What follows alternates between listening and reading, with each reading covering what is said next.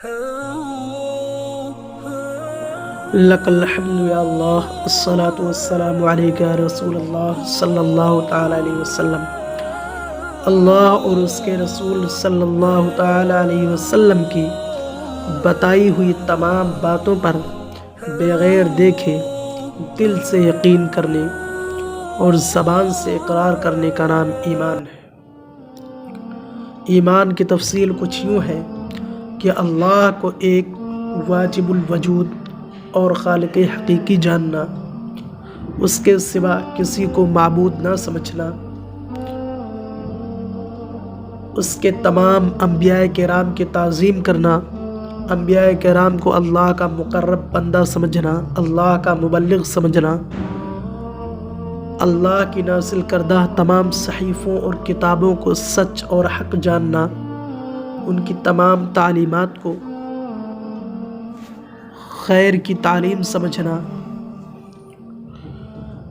قرآن کو آخری کتاب اور میرے نبی حضرت محمد مصطفیٰ صلی اللہ علیہ وسلم کو آخری پیغمبر سمجھنا، قرآن کی ہر قول پر یقین کرنا کہ وہ سچ اور حق ہے، تقدیر کا یقین کرنا، قیامت کے دن پر یقین کرنا، جنت و دوزخ کے وجود پر یقین کرنا، اس کے سزا و جزا پر یقین کرنا، اللہ تعالیٰ کے فرشتوں پر یقین کرنا کہ فرشتے اللہ کی نوری مخلوق اور معصوم ہیں، انبیاء کرام کے بارے میں یقین کرنا کہ وہ بھی معصوم ہیں، نہ ان سے گناہ ہوا ہے نہ ہوگا، نماز، روزہ، حج، زکوٰۃ کی فرضیت کو ماننا،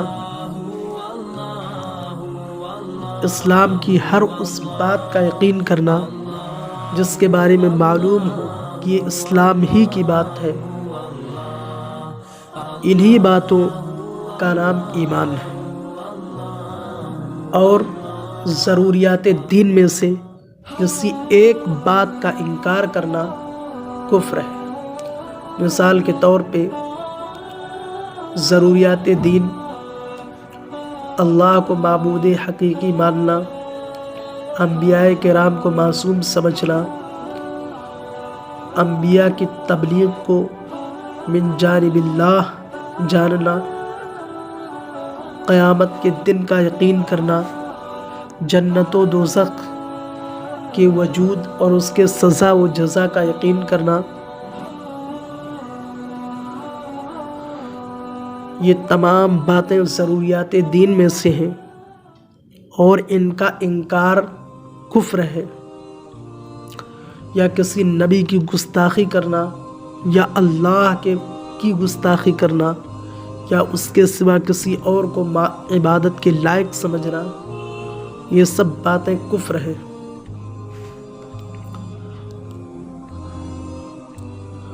یا کسی غیر مذہب کو اسلام کے سوا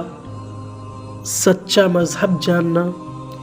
یا کسی غیر مذہب کے شعار کو اختیار کرنا، مثال کے طور پر جنیو ڈالنا، چوٹیاں رکھنا یا ٹیکا لگانا، یہ سب نشان یہ کفر ہے۔ اور جو شخص یہ کرتا ہے وہ بغیر انکار کیے بھی اپنے عمل کے ذریعہ انکار کرتا ہے، گویا کہ وہ کفر کر کے کافر ہوتا ہے۔ انہی تمام باتوں کے انکار کو، یعنی اسلام کے کسی بات کے انکار کو جو ضروری ہے، کفر کہا جاتا ہے، اور جو کفر کرتا ہے اسے کافر کہا جاتا ہے۔ میں انہی باتوں پر اپنی گفتگو کو ختم کرتا ہوں۔ استغفر اللہ ربی من کل ذنب واتوب الیہ وما علینا الا البلاغ۔ السلام علیکم ورحمۃ اللہ۔